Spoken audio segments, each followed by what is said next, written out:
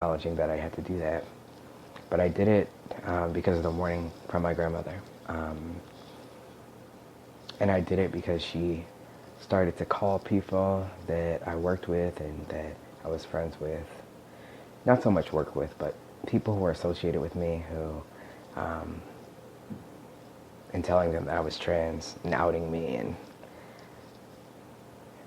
I don't even like to think about the reason why she would do it, but she did it. She was calling people, emailing, and so I had to do it. I never served her with the papers. I did it. I didn't want to set her off. I didn't want to upset her. I just kind of kept it in my back pocket just in case, you know. I really couldn't bring myself to serve her until recently. I got the restraining order in June, and I served her in December. There were more threats coming. And this time I just couldn't. I had to serve her.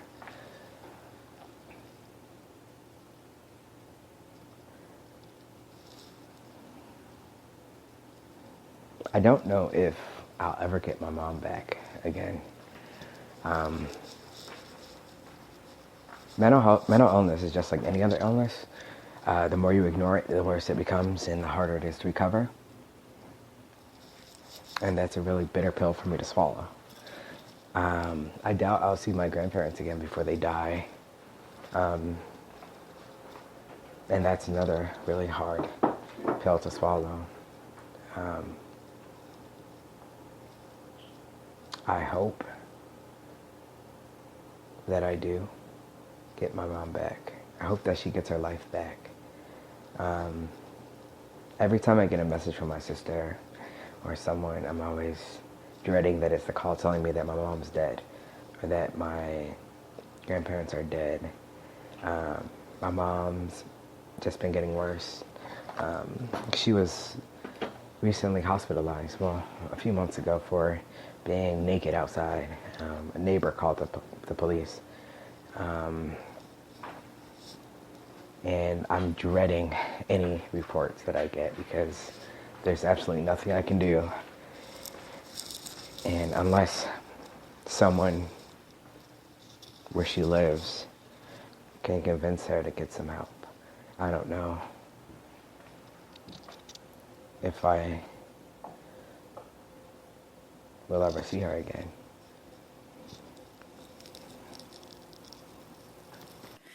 Julian, I want to thank you for sharing that amazing story. It was so powerful. For those of you that don't know, Julian is a 30-something-year-old black trans man navigating life as a mental health professional in Washington, D.C. on a nonprofit salary. When he's not working, he enjoys learning about ways to be a better therapist, playing and listening to music, and long walks on the beach. He can be reached at capitalJH@gmail.com. That's CAPITALJAYH@gmail.com.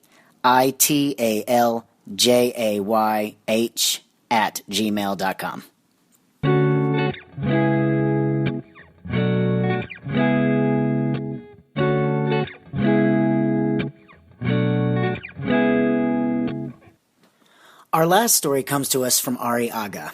I met Ari a few years back when they were teaching in the D.C. area before moving to Calgary. Ari comes to us today with a wonderful family story they are calling Aunt Miriam. I came out as a lesbian when I was 21 years old. But this story is not about that time I came out.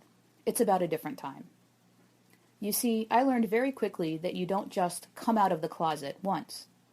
Living in a world where heterosexuality and being cisgender are assumed, if you don't fit this mold and you want people to know, you have to tell them. Sometimes people figure it out for themselves, sometimes they don't make assumptions, but a lot of the time it's up to you to let them know. Over the years, I've developed lots of ways of doing this. For instance, talking about my female partner by name and with feminine pronouns, asking future employers whether their benefits cover same-sex domestic partners, or just flat out telling a doctor she was incorrect when she said, "I assume you are heterosexual." In this coming out experience, none of my typical approaches would work, because the person I was coming out to didn't speak English and I didn't speak Arabic, her native language. It was also different because we did not share many cultural references or experiences. She was over 30 years older than me, a devout Shiite Muslim, and lived in Iraq for almost her entire life. I am talking about my Aunt Miriam, my father's sister. My father emigrated to the United States from Iraq as a young man in 1964, while the rest of his family, his parents and grandparents, 8 siblings, and many aunts, uncles, and cousins remained there. The only time I met that part of my family was when I was 11 years old and we visited them in Baghdad. At the time, I was a quiet, sweet kid. Traveling to Iraq and meeting literally dozens of family members for the first time was an amazing experience that I cherish, but I didn't really have the chance to get close to any of them. Fast forward 25 years. It's 2013, I'm 36 years old, and my sister is getting married. My family has decided to fly Aunt Miriam and a few other relatives to Miami for the wedding. The family will all be staying at my parents' house, as will me and my girlfriend Kim. Aunt Miriam and the family are devout Shiite Muslims. The women wear hijabs and everyone eats halal. We wanted to be sure that they felt comfortable and welcome in our home. We decided to devote one side of the house to them. They had a bedroom, 2 bathrooms, and the living room with a pull-out couch. When they first arrived, we took them to the grocery store to buy what they would need to cook for the duration of their time with us. I had, of course, changed a lot from the last time I saw Aunt Miriam. In addition to the changes everyone goes through when they grow up, though, I had changed in a different way. When I was a kid and teenager, I dressed in a way that I thought I was supposed to. That meant I wore skirts and dresses for dressy occasions. I wore jewelry, carried a purse, and wore makeup once I was old enough. I never enjoyed having to do this, but I didn't object either. I was a very well-behaved kid, and if I was supposed to wear a cocktail dress to prom, then that was what I did. I also had very long hair for most of that time. Haircuts were one area where I did push back against expectations some, but even when my hair was shorter, I always ended up with a very feminine style. Coming out as a lesbian gave me the freedom to explore my gender expression.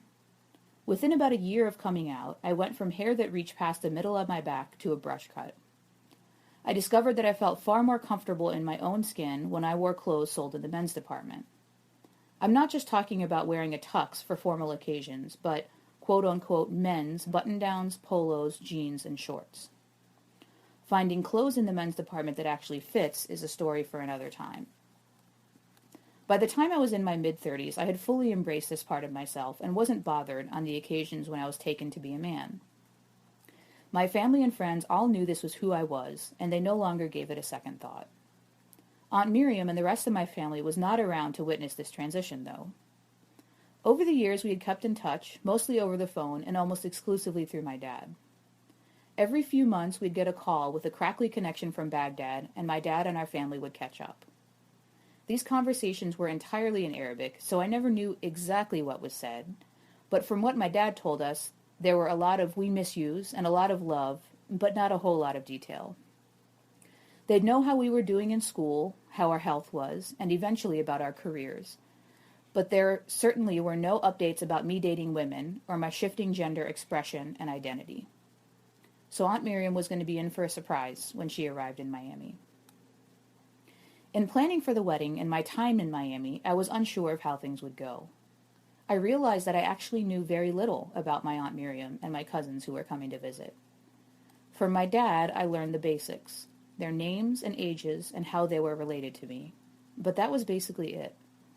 I had no idea what they thought about being gay, let alone non-traditional gender expressions.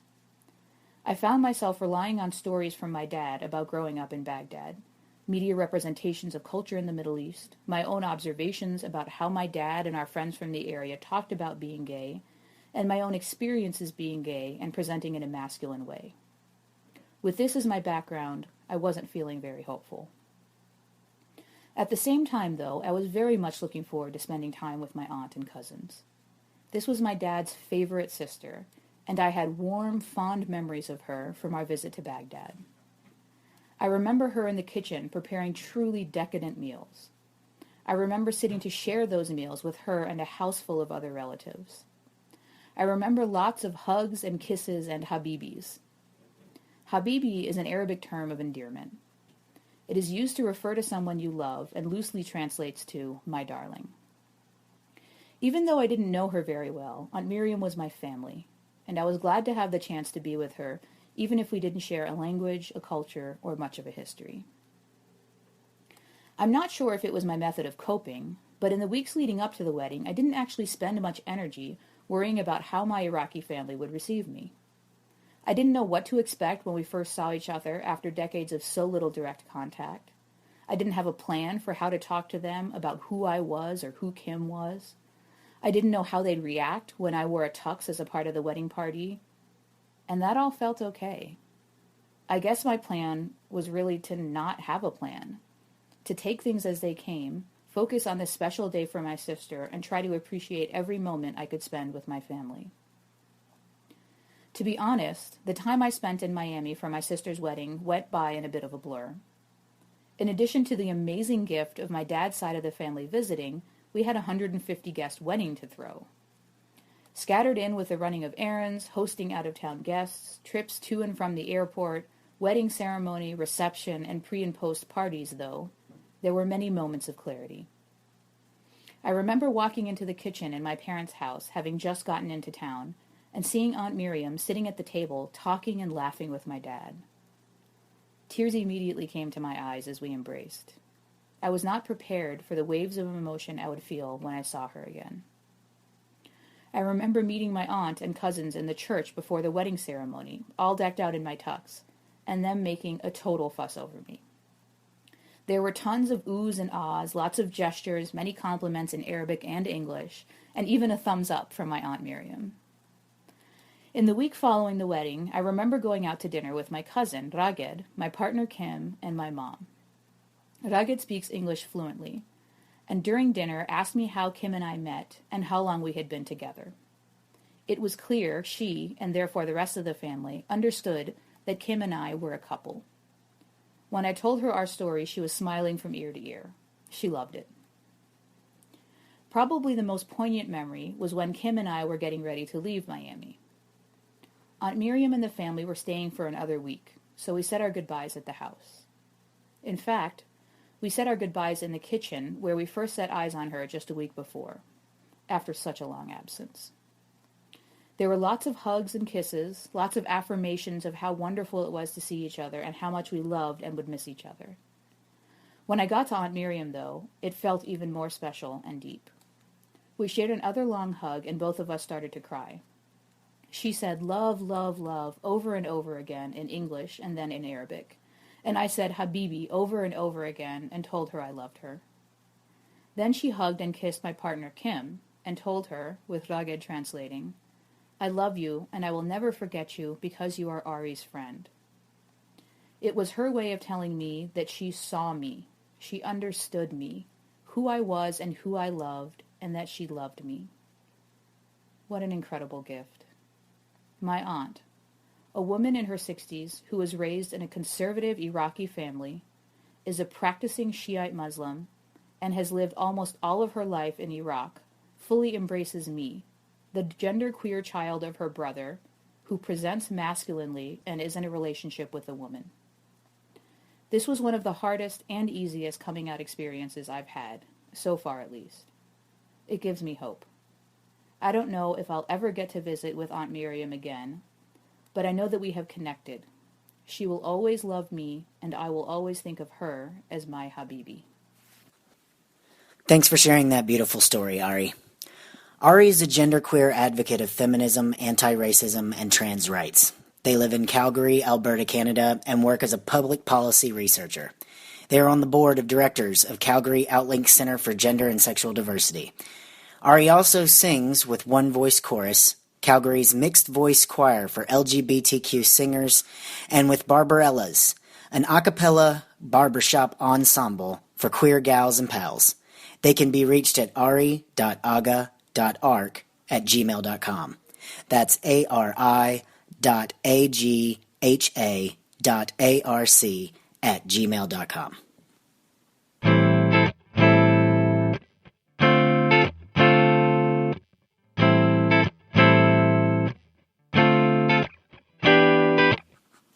Well, folks, that's our show for today. and I hope you enjoyed it as much as I did. If you'd like to participate in this newest venture on the Strong Stance and tell one of your own stories, I definitely want